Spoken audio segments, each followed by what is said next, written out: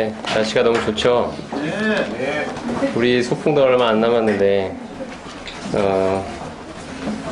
오늘이 그 주님의 부활을 우리가 기념하는 그 날이잖아요. 주일이. 맞죠? 맞습니까? 맞습니다. 맞습니까? 네. 그래서 오늘은 그 부활에 대해서 말씀을 살펴보고자 합니다. 부활하면 떠오르는 말씀이 계신가요? 어디가 생각나세요? 부활하면? 부활에 대해서 가장 많이 말씀하고 있는 그 성경의 부분이 있는데 고린도전서 15장이죠. 자, 오늘 15장을 말씀을 교제하도록 하겠습니다. 15장을 펴주시겠습니까? 오늘 15장 전체를 교제를 하려고 합니다.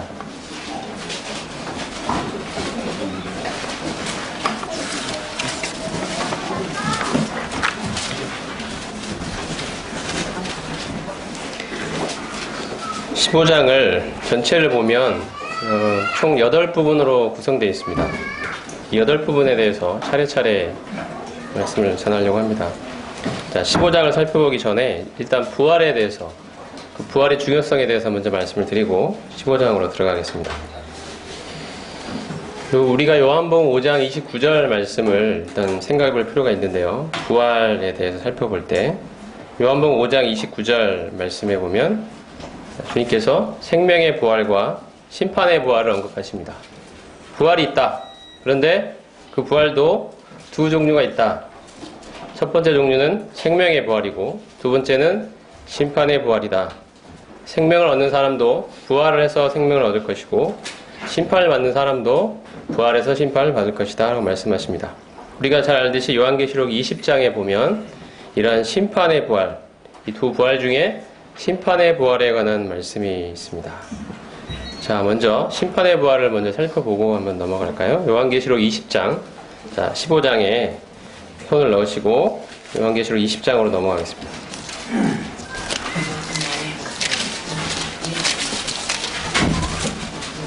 그 20장을 자, 11절부터 15절까지 같이 한번 읽어보겠습니다. 20장 다 펴졌습니까? 11절 11절 제가 읽고 12절 여러분이 읽으시고 이런 식으로 교독을 하겠습니다. 11절 또 내가 크고 흰 보좌와 그 위에 앉으신 이를 보니 땅과 하늘이 그 앞에서 피하여 간데 없더라. 또 내가 보니 죽은 자들이 그분자나 그 보좌 앞에 서 있는데 책들이 펴있고 또 하는 일이 펴졌으니 곧 생명책이라. 죽은 자들이 자기의 행위를 따라 책들에 기록되고 심판을 받니. 바다가 그 가운데서 죽은 자들을 내어주고 또 사망과 음부도 그 가운데서 죽은 자들을 내주매 각 사람이 자기의 행위대로 심판을 받고 사망과 음부도 물건에 던져지니 이것은 문제가 것이다. 누구든지 생명책에 기록되지 못한 자들은 불못에 던져지더라. 아멘. 자, 이 말씀은 심판의 부활에 관한 말씀인데요. 이 천연왕국 끝에 이 크고 흰 보좌, 우리가 흔히 백보좌라고 부르는 백보좌 심판이 있습니다.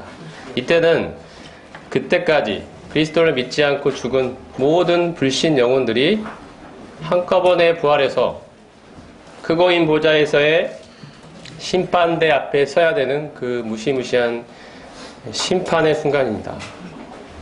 그동안에 죽었던, 주님을 믿지 않고 죽었던 구원받지 않은 모든 인류가 어디서 어떻게 죽었든지 간에 부활하게 됩니다. 몸을 입고 부활합니다. 부활해서 그 심판장 되시는 하나님 앞에 서야 합니다. 공의로우신 심판장 앞에. 이것이 심판의 부활입니다. 그들은 심판장, 우리 하나님 앞에 펼쳐져 있는 행위가 기록된 책들에 의해서 죄인으로 정죄받게 됩니다.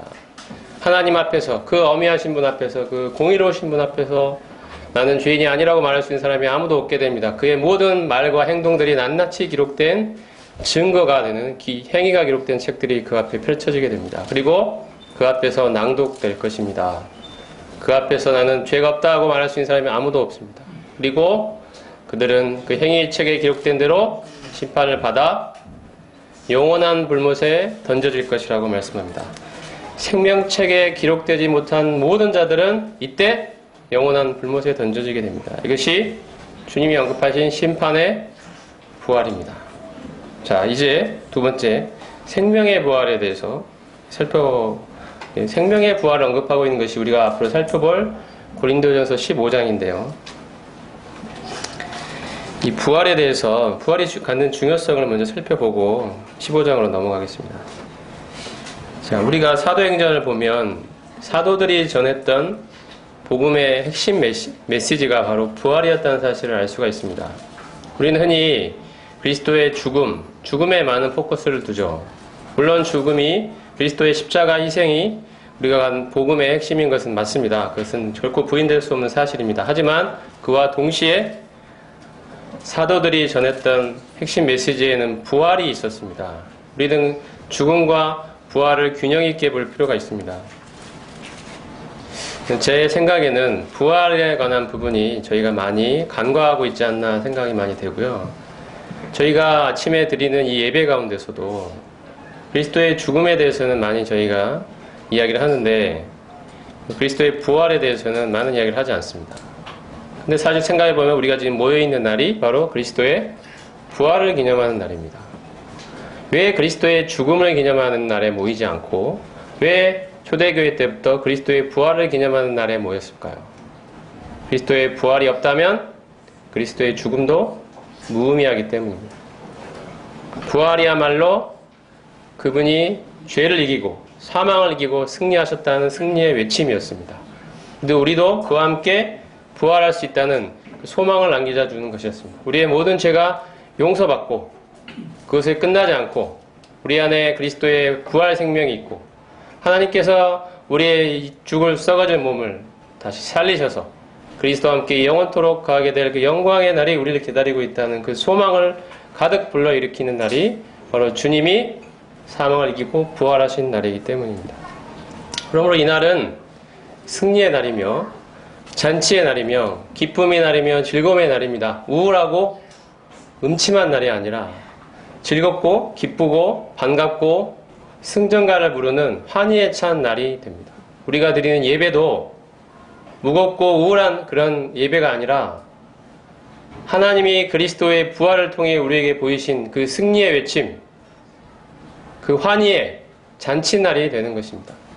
이것을 보여준 것이 바로 그리스도의 부활이었습니다. 사도들이 전했던 핵심 메시지에 부활이 있었습니다. 죽고 끝이 아니다. 부활이 있다. 그리스도께서 부활하셔서 우리의 구원자요 우리의 주인이라는 사실을 나타내 보이셨다. 그분이 하늘에 오신 하나님의 아들이라는 사실을 부활을 통해 입증하셨다. 이것이 그들이 전했던 복음의 핵심 메시지였습니다. 여러분이 가룟 유다가 자살해서 죽고 사도들이 그 유다의 빈자리를 채울 사도들을 뽑을 때 기준으로 삼았던 것이 무엇인지 혹시 기억하십니까? 사도의 자격으로서 가장 앞에 내세웠던 것이 무엇인가요? 사도행 1장에 보면 바로 그리스도의 부활을 목격한 자라는 뜻입니다. 그게 있었어요. 가장 중요한 기준이었습니다. 그리스도의 부활을 목격한 자. 그들은 부활의 증인이었습니다. 사도들이 가졌던 가장 중요한 일은 바로 부활의 증인이 되는 것이었습니다. 그러므로 부활의 목격자여야만 했습니다. 부활의 목격자 중에 사도를 뽑고자 했던 것입니다. 그만큼 부활은 그들이 전하는 메시지의 핵심이었습니다. 그들이 살아가는 이유이기도 했습니다. 그들은 부활을 증거하기 위해 남은 생애를 살아가는 것입니다. 그러므로 그 빈자리를 채울 수 있는 가장 중요한 기준은 바로 그리스도의 부활을 목격했는가였습니다. 그 사람 중에 뽑으려고 했던 것입니다. 부활은 사도들이 전한 복음의 핵심 중에서도 핵심이었습니다. 베드로가 오순절에 설교했던 것을 혹시 기억하십니까? 사도행전 2장을 한번 볼까요?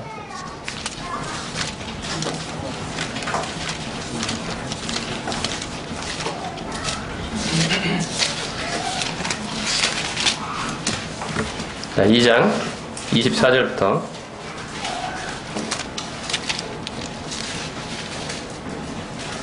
오순절 성령께서 임하시고 베드로가 오순절에 모여있던 수많은 유대인들 원근각처 세계 각지에서 모여든 유대인들을 향하여 성령의 감동을 받아 그들 앞에서 전하는 메시지의 핵심에 부활이 있었습니다. 24절 하나님께서 그를 사망의 고통에서 풀어 살리셨으니 이는 그가 사망에 매여 있을 수 없었음이니라. 다윗이 그를 가리켜 이르되 내가 항상 내 앞에 계신 줄을 배웠으며 나로 요동하지 않게 하기 위하여 그가 내 우편에 계시도다. 그러므로 내 마음이 기뻐하였고 내 혀도 즐거워하였으며 육체도 희망에 거하리니 이는 내 영혼을 음부에 버리지 아니하시며 주의 거룩한 자로 썩음을 당하지 않게 하실 것이미로다. 주께서 생명의 길을 내게 보이셨으니 주 앞에서 내게 기쁨이 충만하게 하시리로다 하였으므로 형제들아 내가 조상 다윗에 대하여 담대히 말할 수 있느니 다윗이 죽어 장사되어 그 묘가 오늘까지 우리 중에 있도다. 그는 선지자라 하나님이 이미 맹세하사 그 자손 중에서 한 사람을 그 위에 앉게 하리라 하심을 알고 미리 본고로 그리스도의 부활을 말하되 그가 음부에 버림이 되지 않고 그의 육신이 썩음을 당하지 아니하시리라 하더니 이 예수를 하나님이 살리신지라 우리가 다 이 일의 증인이로다. 이것이 베드로가 오순절날 했던 첫 번째 설교의 핵심 내용이었습니다. 하나님께서 그리스도를 다시 살리셨다. 너희가 십자가에 못 박아 죽은 그 그리스도를 하나님이 다시 살리셨다. 이 예수 그리스도의 부활은 그냥 되어진 일이 아니라 하나님께서 구약 말씀에 이미 예언하신 대로 된 것이다. 우리가 바로 이 일의 증인이다. 우리 두 눈으로 똑똑히 보았다. 우리가 이것을 위해 부름받았다. 부활의 증인으로 살아갈 것을.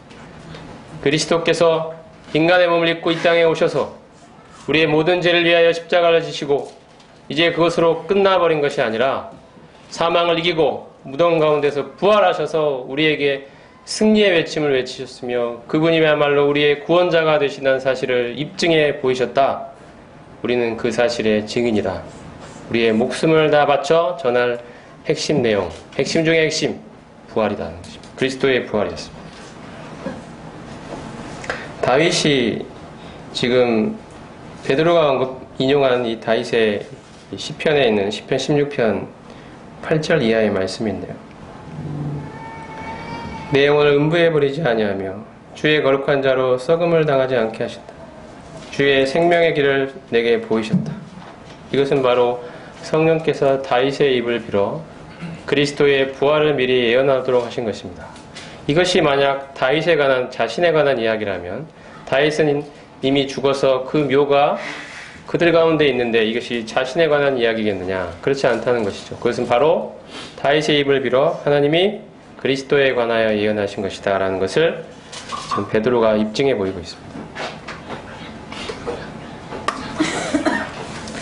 베드로가 그 이후에 솔로몬 행각에서 설교를 하는데 3장 15절에도 보면 그러나 하나님이 죽은 자 가운데서 그를 살리셨으니 우리가 이 일의 증인이라 또 이야기를 합니다. 우리는 부활의 증인이다. 베드로가 고넬료에게 설교할 때도 부활을 이야기합니다. 사도행전 12장에 보면 찾지 않고 제가 읽어드리겠습니다.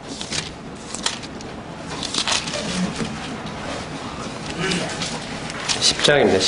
10장 40절입니다.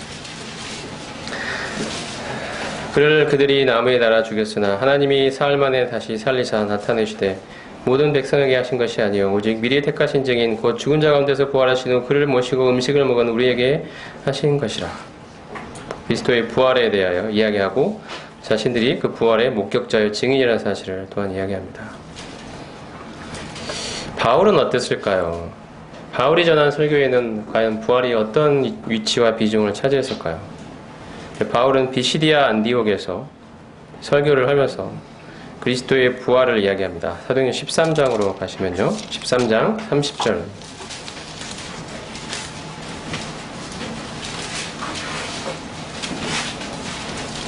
하나님이 죽은 자 가운데서 그를 살리신지라. 갈릴리로부터 예루살렘에 함께 올라간 사람들에게 여러 날 보이셨으니 그들이 이제 이 백성 앞에서 그의 증인이라.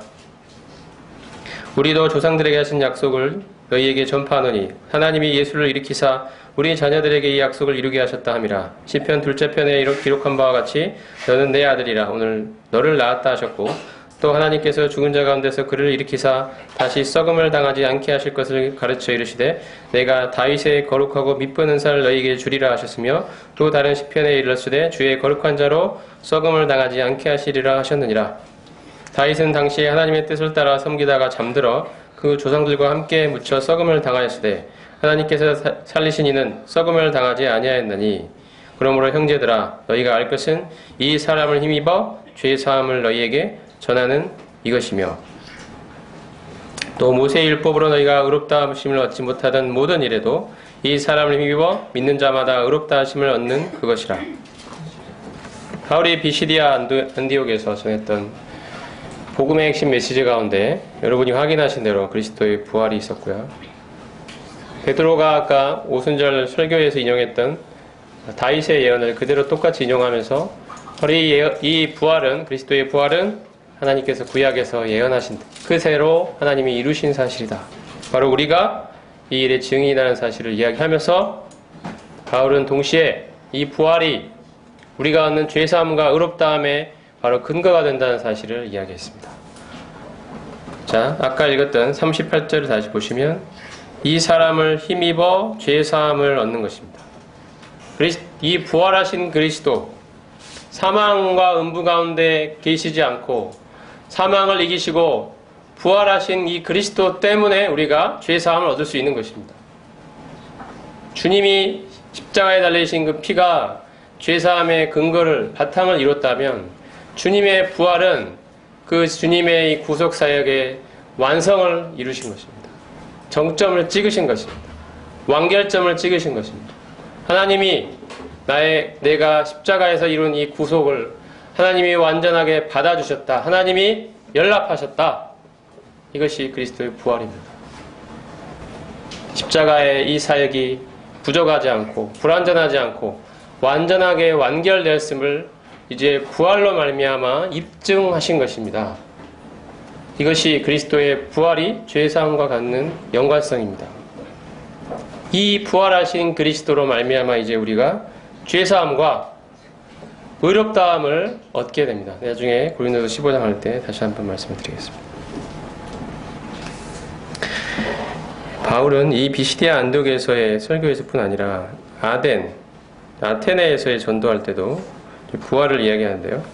이때는 부활을 어떤 의미로 이야기했는지 한번 보겠습니다. 사도행 17장으로 가고요. 17장 31절입니다.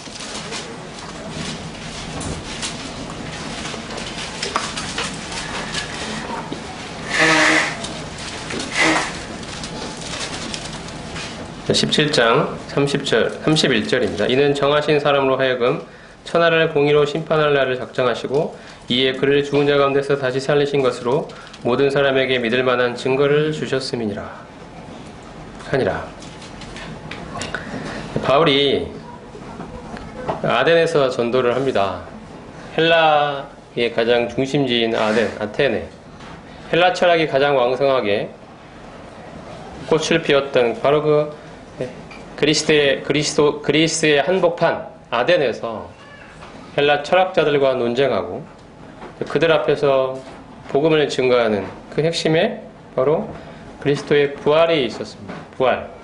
죽음으로 끝이 아니다. 우리의 인생은 죽는다고 끝나는 것이 아니다. 부활이 있다.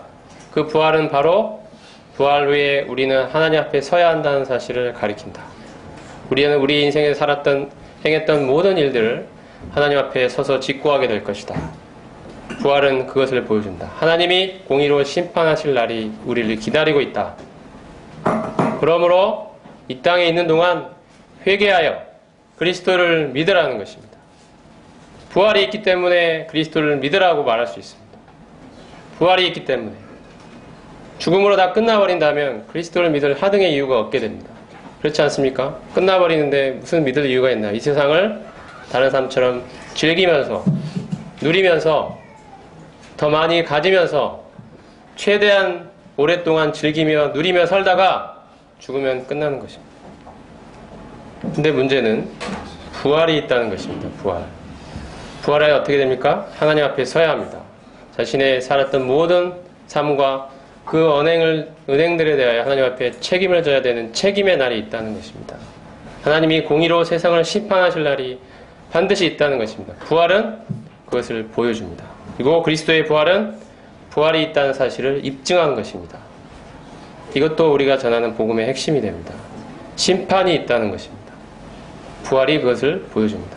부활로 말미암아 심판이 있다는 사실을 믿을 수 있도록 믿을 만한 증거를 보여주셨다는 것입니다. 바울은 그들을 향하여 이야기합니다. 그리스도의 부활이 이 사실을 보여준다. 이것이 부활이 갖는 또 하나의 의미입니다. 이처럼 부활은 초대교회 이래로 사도들이 전했던 복음의 핵심에 있었습니다.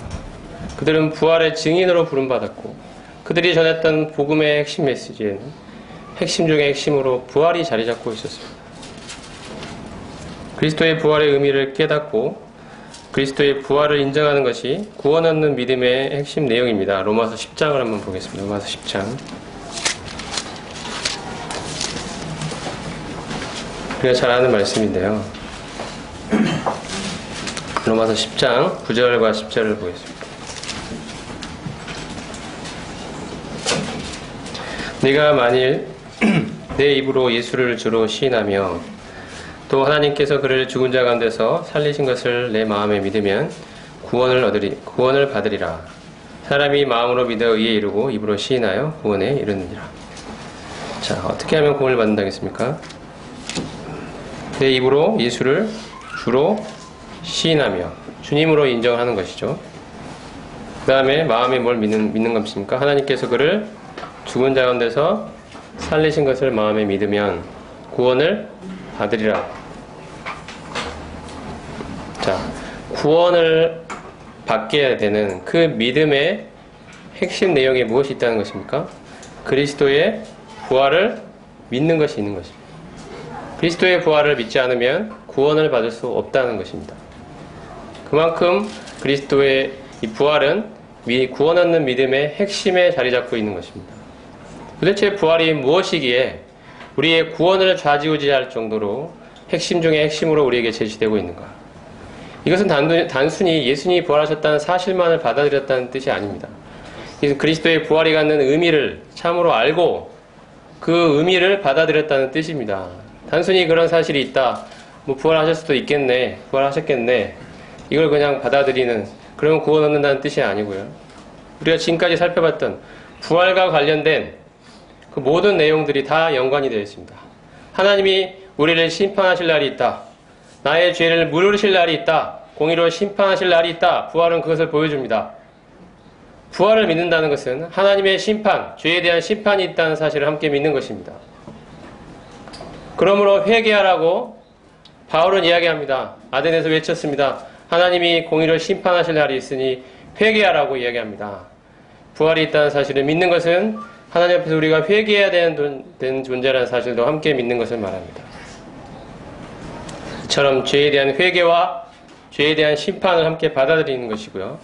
또 부활을 믿는다는 것은 아까 바울이 이야기했던 대로 부활하신 그리스도를 힘입어 죄사함과 의롭다 하심을 받을 수 있다는 사실을 함께 믿는 것입니다.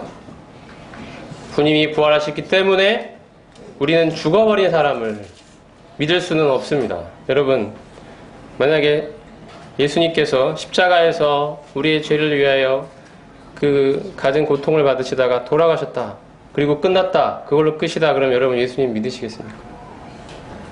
믿음의 대상이 될 수 있겠습니까? 추억의 대상, 추모의 대상은 될 수 있을 것입니다. 저 국립묘지에 안장되어 있는 많은 국군 장병들, 돌아가신 분들처럼 우리를 위해 자기의 목숨을 바친 위대한 사람들로 우리는 기념할 정도입니다. 기억할 것입니다. 어쩌다가 가끔씩. 우리처럼 매일 기억하고 지금도 살아계셔서 우리의 주인이 되어 계시는 그 예수 그리스도를 우리의 믿음의 대상으로 삼는 것과 같은 일은 일어나지 않을 것입니다. 소크라테스 같은 사람들이 의롭게 살다가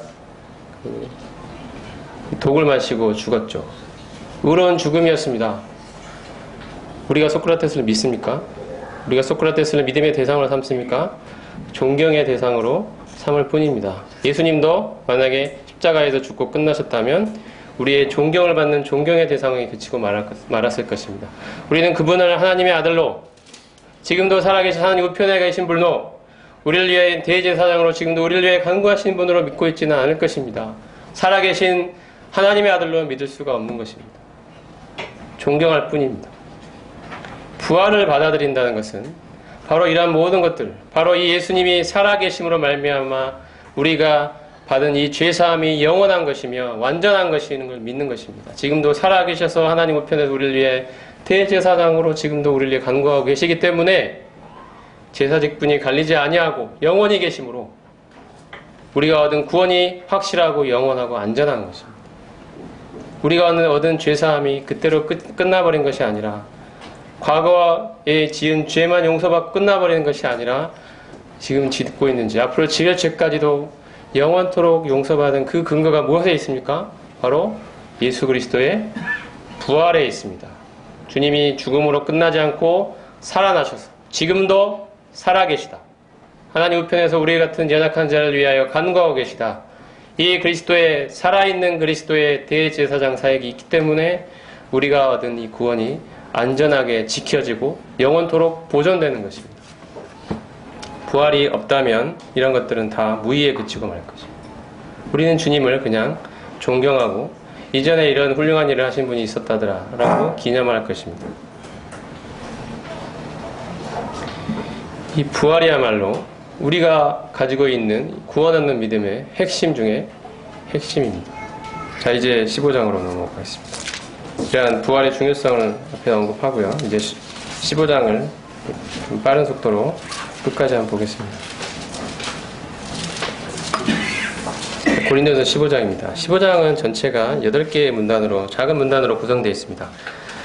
첫 번째 문단은 1절에서 11절까지 부활의 증거를 이야기하고요. 12절부터 그 다음에 19절까지는 부활의 중요성을 이야기합니다.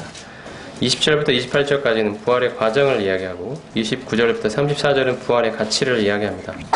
그리고 35절부터 50절은 부활의 몸이 어떻게 되는지, 부활의 몸에 대해서 이야기하고요. 51절부터 53절은 부활의 순간, 부활의 그 이벤트에 대해서 이야기를 합니다. 그리고 54절부터 57절은 부활의 승리에 대해서 말하고, 마지막 58절은 부활이 주는 교훈에 대해서 이야기를 하고, 이렇게 8개의 문단으로 나눌 수가 있습니다. 첫 번째 문단이 1절부터 11절은 부활이 사실임을 증거하는 그 증거를 이야기합니다. 첫 번째 바울이 언급하는 것은 구약 성경입니다. 그 다음에 많은 증인들이 있다. 그 중에 태반이나 지금도 살아있다. 이 사실을 언급하고 있습니다. 구약 성경은 아까 우리가 베드로의 설교와 바울의 설교에서 언급되었던 시편 16편 8절 이하의 말씀을 들 수가 있습니다. 베드로는 아까 언급했던 오순절날 설교에서, 바울 역시 비시리아 안디옥에서의 설교를 통하여 이 시편 16편 8절 말씀을 인용하면서 주의 거룩한 자로 썩음을 당하지 않게 하실 것이란 이 하나님께서 다윗의 입을 통하여 예언하신 이 예언을 하나님이 이루신 것이다. 이 부활의 증거로 구약의 예언을 들고 있습니다. 구약 성경이다 이렇게 들고 있고요. 성경에 기록된 대로 사흘 만에 죽으시고 성경대로 사흘 만에 살아나셨다.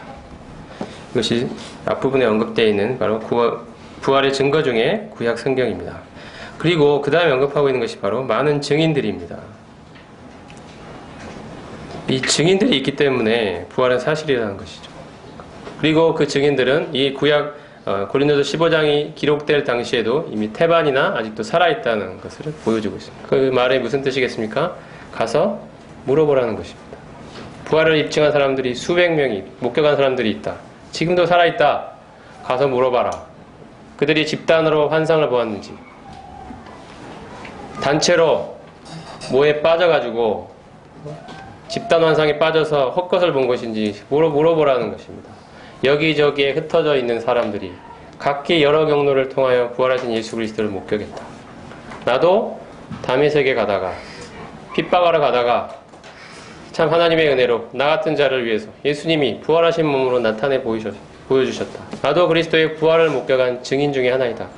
만삭되어 나지 못한 자 같은 이 나 같은 자에게도, 그리스도를 핍박하고 교회를 핍박하는 나 같은 자에게도 하나님이 은혜롭게도 그리스도의 부활을 목격하게 하시고 그리스도의 부활의 증인으로 사도로 삼아주셨다.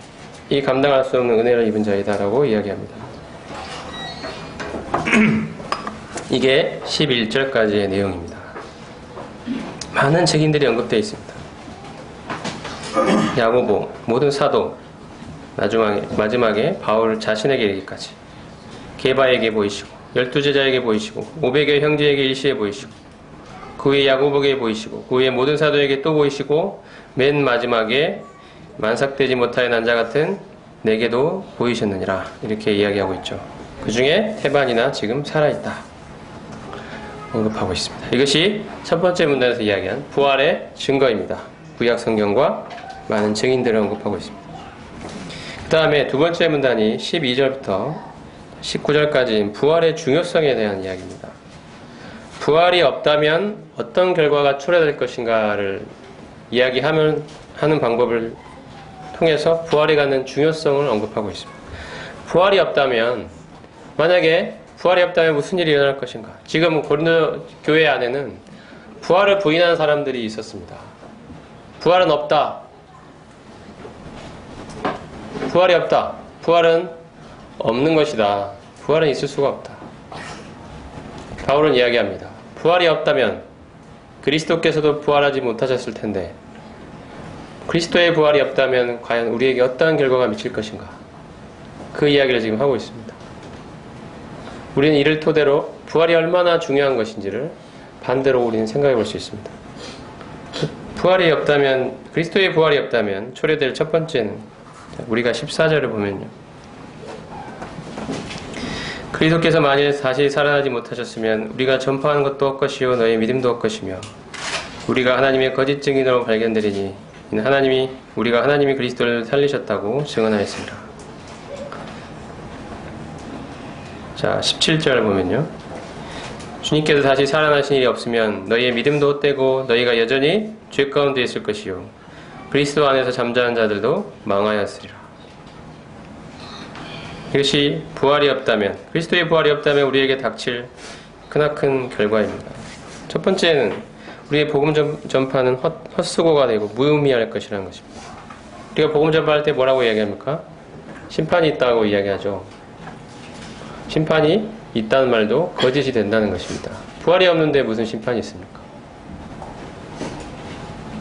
죽으면 끝인데 무슨 심판이 있습니까? 또 복음 전파할 때 우리는 이야기합니다. 예수님을 힘입어 죄사함을 받는다. 주님이 부활하지 않으셨는데, 십자가에 죽고 끝나버렸는데, 그 예수님을 왜 믿습니까? 믿을 이유가 있습니까? 믿을 필요가 뭐 있습니까? 죽어버린 그 사람을. 소크라테스를 우리가 믿지 않죠? 공자를 믿지 않습니다. 죽어버린 사람들은 존경할 따름입니다. 왜 믿어야 됩니까? 믿을 필요가 없게 됩니다. 우리가 전하는 복음 전파의 내용들은 다 헛수고가 되고 맙니다. 무의미한 일이 되고 만다는 것입니다. 주님이 지금도 살아계시지 않다면 이 모든 것들은, 우리의 모든 복음 전파는 사람들을 기만하는 것이 되고 말 것입니다. 거짓말장이가 될 거라고 이야기합니다. 그리고 우리의 믿음이 무의미해진다고 또 이야기합니다. 우리가 무엇을 믿습니까? 바로 앞에 이야기했던 그런 내용들이죠. 우리가 이제 예수 그리스도를 힘입어 죄사함을 받고 의롭다함을 받고 이제 죽게 되면 다시 부활하여 하늘나라에서 영원토록 하나님과 함께 지내게 될 것이다. 이것을 우리가 믿고 있지 않습니까? 우리의 믿음도 부활이 없다면, 그리스도께서 부활하지 않으셨다면 다 헛된 망상이고 허상에 불과하다는 것입니다. 우리는 인생을 낭비하고 있는 것이 됩니다. 이렇게 살 필요가 없죠. 우리가 왜 지금 이 시간에 이렇게 모여있게 됩니까? 왜 우리의 인생을 여기가 아니라 하늘나라에 투자하며 살려고 합니까? 왜 우리는 세상 사람들처럼 다르게 살아갑니까? 왜 우리는 세상에서 고난을 자처하며 살아갑니까? 왜 이렇게 힘들게 살아가는 것입니까? 부활이 있기 때문입니다. 부활이 없다면 우리가 지금 이렇게 살아가는 모든 인생은 다 헛수고요, 낭비요, 가장 어리석은 인생이 되고 말 것입니다. 빨리 이 삶에서 벗어나는 것이 지혜로운 것이 될 것입니다. 빨리 세상 사람들처럼 똑같이 살아가야 될 것입니다. 부활이 없다면 우리의 믿음은 무의미해집니다. 그리고 더 나아가 여전히 죄 가운데 있을 것이라고 말합니다. 다시 말해서 죄 문제가 해결되지 않을 것입니다. 부활이 없다면 죄 문제는 해결되지 못합니다. 그리스도의 부활이 없다면 죄 문제는 결코 해결될 수 없습니다. 죄 문제라면 여러 가지 측면에서 살펴볼 수가 있습니다. 먼저는 죄의 형벌, 죄가 가져다주는 심판에서 우리가 자유롭게 되는 이 죄의 문제 해결을 이야기할 수 있고요.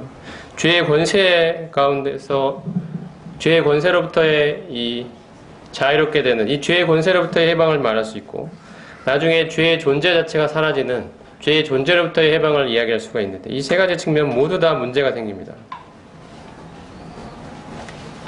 만약에 주님이 부활하지 않으셨다면 우리가 받아야 될 죄의 형벌, 죄의 심판 가운데서 해결받을 수가 없게 됩니다.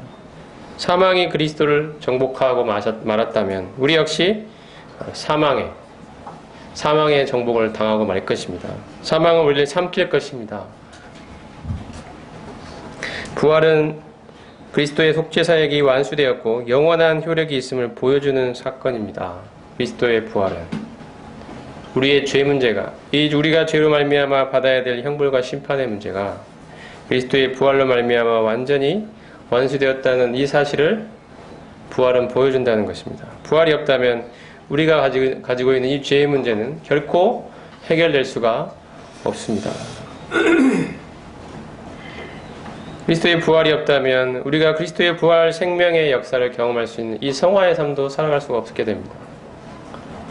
우리가 그리스도의 부활 생명을 힘입어 그 부활 생명이 우리 안에 있기 때문에 하나님께서 이 생명의 역사를 일으키셔서 그리스도를 닮아가게 하시고 하나님의 거룩과 영광에 이르게 하시는 이 죄의 권세로부터 자유로워지는 이 성화의 역사 또한 경험할 수 없게 되는 것입니다. 부활이 없다면 우리가 거듭날 때 받은 생명은 그리스도의 부활 생명이기 때문입니다. 또한 부활이 없다면, 그리스도의 부활이 없다면 죄의 존재가 사라지는 이 영화로운 날은 우리가 또한 경험할 수 없게 됩니다. 이 영화, 우리의 몸이, 이 낮은 몸이 그리스도의 영광의 몸의 형체와 같이 변케 되는, 주님이 재림하실 때 주님의 몸과 같은 영광스러운 모습으로 변화되는 그 경험을 할 수가 없어지는 것입니다. 우리가 주님이 다시 오시면 우리의 몸은 주님과 같은 영광스러운 몸으로 변화되어 죄의 존재 자체가 사라지는 그 경험을 하게 됩니다. 그리스도의 부활이 없다면, 또 그런 말미암아 우리도 부활할 수가 없게 된다면 우리는 그 영광스러운 그 경험도 하지 못하게 될 것입니다. 우리는 부활할 수가 없게 됩니다. 죄의 존재가 사라지는 그 경험을 할 수 없게 됩니다. 죄는 여전히 우리 가운데 있을 것입니다. 우리를 잡아 끌어당기고 죄를 짓게 하면 죄의 종으로 만들고 죄의 노예로 살아가다가 결국 심판받아 영원한 멸망의 형벌을 받을 수밖에 없는 그 결과를 초래하게 될 것입니다. 그리스도의 부활이 없다면. 부활이 없다면 얼마나 끔찍합니까? 너희가 여전히 죄 가운데 있을 것이다. 또 무슨 이야기를 합니까? 그리스도 안에서 잠자는 자도 망하였으리라. 그리스도 안에서 잠자는 자들, 주님을 믿고 죽은 영혼들입니다.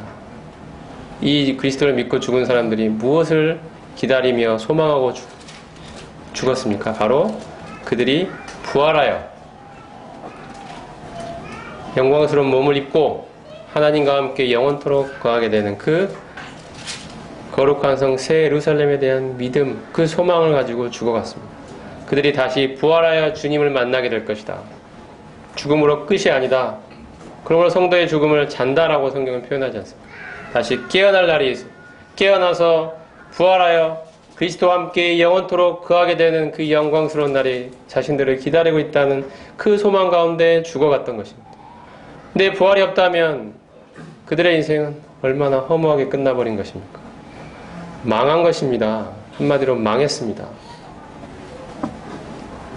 그들이 바로 그 부활의 소망, 그 하늘나라에 대한 소망이 있기 때문에 이 땅에서 세상 사람들처럼 살지 않고 하나님께 자신의 인생을 드리고 시간과 노력을 하나님께 바치고 자신의 인생을 하나님께 바치면서 세상의 재물과 영광과 명예와 부를 쌓지 않고 하나하나 하늘나라에 쌓는 그 의사결정과 선택들을 지금까지 해왔는데 세상 사람들이 볼 때는 저 바보 같은 인생 왜 저렇게 사냐, 그렇게 삶을 그렇게 살아왔는데, 부활이 있기 때문에 그렇게 살아왔는데 부활이 없어져 버리다면 그렇게 살아간 저 인생은 얼마나 이 세상에서 가장 불쌍하고 비참한 인생이 되겠느냐는 것입니다.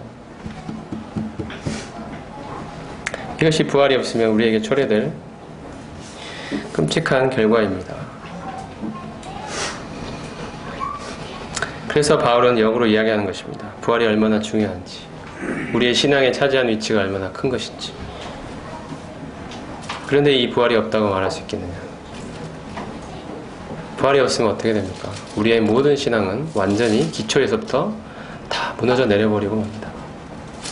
우리는 가장 헛수고의 인생을, 무의미한 인생을, 비참하고 정말 무가치한 인생을 살고 있는 것입니다. 부활이 없다면. 반대로 부활이 있기 때문에 우리의 인생은 가장 가치 있는 인생이 되는 것입니다.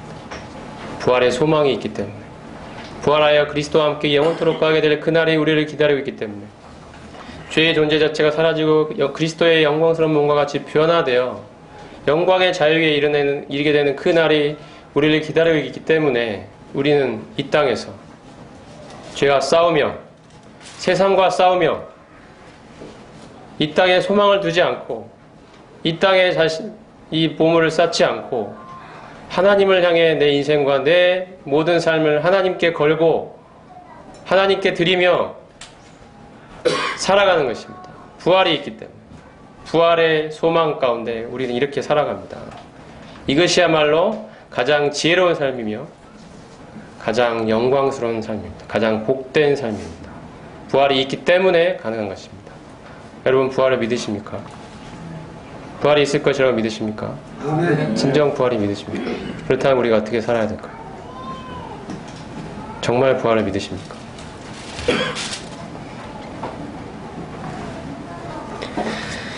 그 다음에 세 번째 문단은 20절부터 28절까지입니다.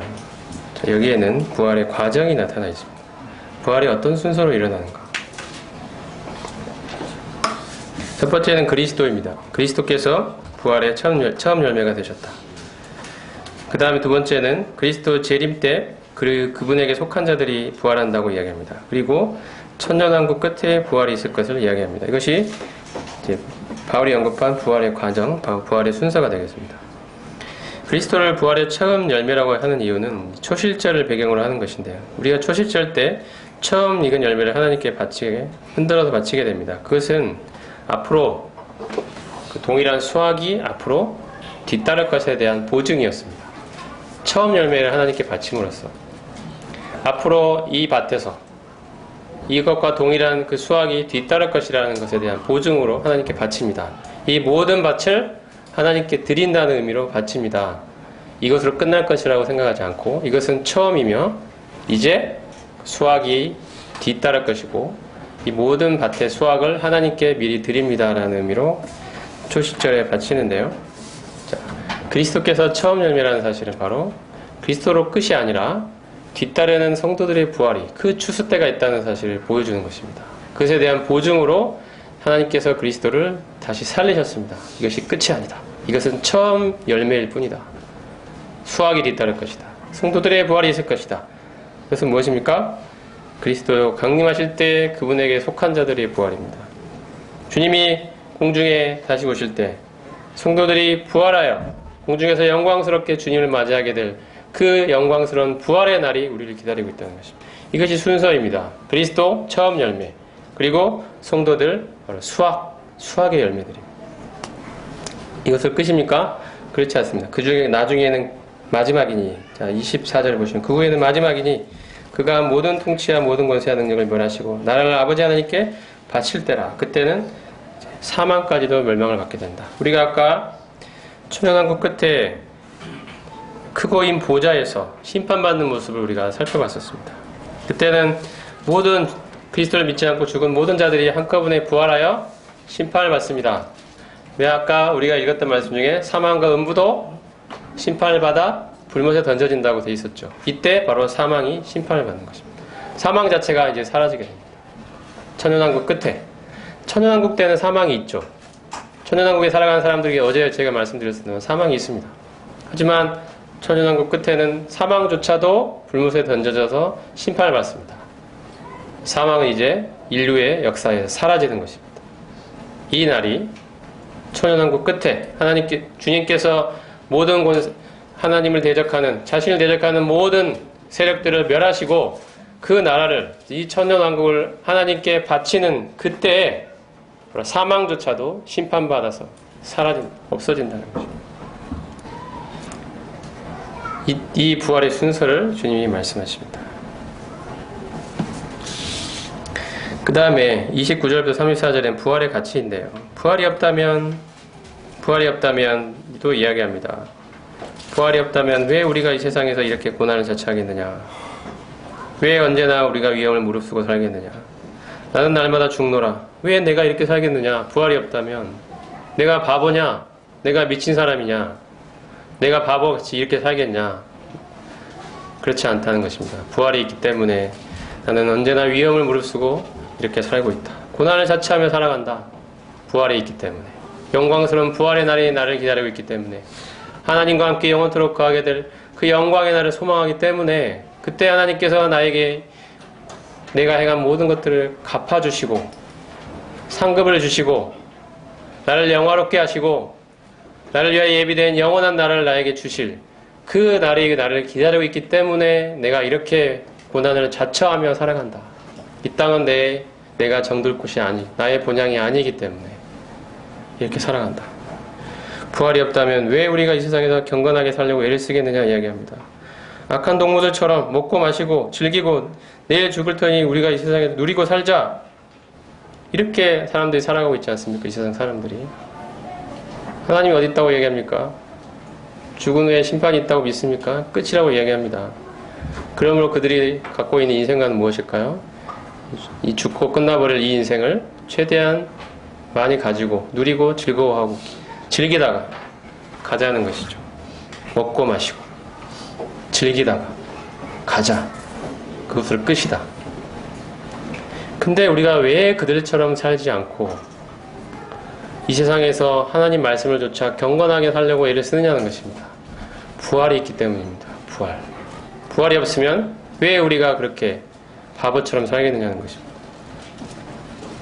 이것이 부활의 가치입니다. 부활이 갖는 가치는 우리로 하여금 고난을 자처하게 하고 이 세상에서 하나님의 말씀을 조차 경건하게 살려고 만드는 원동력, 동기를 제공해 줍니다. 부활 때문입니다. 부활이 있기 때문에. 그 다음 넘어가면요. 35절부터 50절은 부활의 몸에 대해서 이야기합니다. 이것은 뭐냐면 구체적인 질문인데요. 그렇다면 부활할 때 어떤 몸으로 다시 살아나느냐는 것입니다. 어떤 몸으로 다시 사느냐에 대한 질문입니다. 여기에 대한 바울의 답변은 우리가 예상할 수 없는 형체를 입을 것이라고 말합니다. 그것은 우리가 예상할 수 있는, 상상할 수 있는 어떤 형태가 아니다. 그것은 상상할 수 없는, 예상할 수 없는 어떤 형태를 입는데 그 몸은 썩지 아니할 몸이라고 이야기하고요. 그 다음에 영광스러운 몸이라고 말을 하고 강한 몸이라고 이야기하고 신령한 몸이라고 이야기합니다. 뭔지 정확하게 내가 말할 수는 없지만 예상할 수는 없지만 확실한 것은 뭐냐? 지금과 같은 몸은 아니라는 것입니다.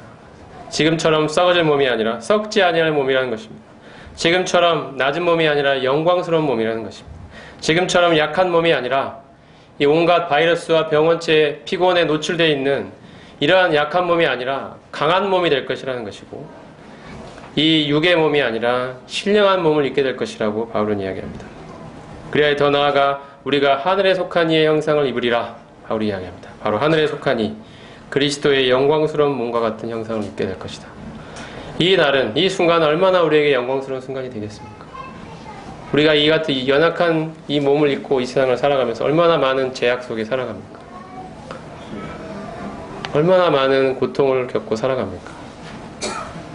그때 있게 될 그 몸은 이런 모든 것들로부터 자유케 되는 영광의 몸, 강한 몸, 신령한 몸, 썩지 아니할 몸, 하늘에 속한 이 형상의 그 몸이 될 것입니다. 이것이 바울의 답변입니다. 우리가 어떤 몸으로 다시 살아나느냐에 대한 답변입니다. 그 다음에 51절부터 53절의 말씀은 부활의 그 이벤트, 그 순간을 말합니다. 부활의 순간에 어떤 일이 일어나느냐에 대한 답변입니다. 자, 51절 보시면 보라 내가 너희에게 비밀을 말하노니 우리가 다 잠잘 것이 아니요 마지막 나팔에 순식간에 호련히 다 변화되리니 나팔 소리가 나매 죽은 자들이 썩지 아니할 것으로 다시 살아나고 우리도 변화되리라. 순식간에 호련히 나팔 소리가 날 때 변화된다는 것입니다. 우리가 잘 아는 데살로니가전서 4장 말씀을 떠올리게 하는데요. 같이 한번 볼까요? 살전 4장 16절 주께서 호령과 천사장의 소리와 하나님의 나팔로 친히 하늘로 쫓아 강림하시리니 그리스도 안에서 죽은 자들이 먼저 일어나고 그 후에 우리 살아남은 자들도 그들과 함께 구름 속으로 끌어올려 공중에서 주를 영접하게 하시리니 그리하여 우리가 항상 주와 함께 있으리라. 하늘의 나팔이 울려 퍼지고 그리스도 안에서 죽은 자들이 먼저 일어나서 그 후에 우리 살아남은 자도 그들과 함께 공중으로 끌어올려져 영광스러운 몸으로 변화되고 눈 깜짝할 사이에 순식간에 변화되어 공중에서 영광의 주님을 만나게 되는, 뵙게 되는 이 경험을 말하는 거예요. 이게 부활의 순간, 휴거 때의 이 부활입니다. 공중으로 끌어올려져 순식간에 주님과 같은 모습으로 변화되는 이 경험을 말합니다. 부활의 순간에 이런 일이 일어난다. 이 영광의 날이 우리를 기다리고 있다. 이 마지막 나팔에 순식간에 호련히 변화되는 이 연약한 몸을 벗어버리고, 이 죄에 물든 몸을 벗어버리고 죄가 없는 영광스러운 몸을 입게 되는 그 날이 우리를 기다리고 있다. 자, 15장 다시 오셔서 54절부터 57절은 부활의 승리를 말합니다. 우리에게 사망으로부터 승리를 주신 하나님께 감사를 드리고 있습니다. 우리는 지금 아담의 후손으로 태어나 아담이 지은 죄로 말미암아 사망에 이를 수밖에 없는 그러한 존재들이지만, 이제 예수 그리스도로 말미암아 사망을 이기신 분, 그분으로 말미암아 우리에게 승리를 주신 하나님께 감사드린다고 이야기합니다. 57절에 보면 우리 주 예수 그리스도로 말미암아 우리에게 승리를 주신 하나님께 감사하노니, 부활하신 예수 그리스도로 말미암아 하나님께 감사드립니다. 사망아 너의 승리가 어디 있느냐, 사망아 내가 쏘는 것이 어디 있느냐 이야기합니다. 사망을 향하여 승리의 외침을 외치는 것입니다. 주님처럼 그 무덤에서 부활하시는 그 부활의 날 주님이 외치셨던 외침처럼, 사망아 네가 어디 있느냐, 네가 쏘는 것이 어디 있느냐, 우리도 그리스도와 연합하여 함께 부활하게 될 그 날이 우리를 기다리고 있다는 것입니다. 이 승리를 이루신 하나님께 감사드린다. 죄가 가져온 모든 결과를 다 훌훌 떨어버리고 그리스도와 같이 영광스러운 모습으로 변화될 그 날이 우리를 기다리고 있다. 이 승리를 우리에게 허락하신 하나님께 감사합니다. 그러므로 우리가 이 땅을 어떻게 살아갈 것이냐, 어렵고 힘든 일이 우리를 닥치더라도 이 날을 소망하며 하나님 나라에 투자하는 삶을 살아가자는 것입니다. 하늘의 보화를 쌓는 삶을 살자. 58절 결론입니다. 그러므로 내 사랑하는 형제들아, 견실하며 흔들리지 말고 항상 주의 일에 더욱 힘쓰는 자들이 되라. 이는 너희 수고가 주 안에서 헛되지 않은 줄을 알미니라. 부활하여 하나님 앞에 서게 되는 영광스러운 날이 우리를 기다리고 있습니다. 우리의 수고는 결코 헛되지 않을 것입니다. 하나님이 모든 수고를 일일이 기억하고 계시고 그날에 갚아주실 것입니다. 이 연약하고 탄식할 수밖에 없고 고통 중에 살아가는 이 세상이 결코 전부가 아니며, 이제 주님과 같은 몸으로 변화되어 영광스럽게 주님과 함께 거하게 될 그날이 우리를 기다리고 있습니다. 순식간에 변화될 것입니다. 모든 것들을 훌훌 털어버리고 우리는 주님과 함께 영원토록 거하게 될 것입니다. 그 부활이 우리를 기다리고 있습니다. 여러분, 성도님 여러분들, 이 세상에 살아가면서 주님 때문에 믿음으로 말미암아 겪는 많은 고난과 어려운 환경 속에서 결코 흔들리지 마십시오. 결코 낙심하지 마십시오. 부활이 우리를 기다리고 있습니다. 영광의 날이 우리를 소망 가운데 기다리고 있습니다. 영광의 날을 소망하며 결코 흔들리지 말고 항상 주의 일에 힘쓰는 자들이 되시면 좋겠습니다. 기도하겠습니다.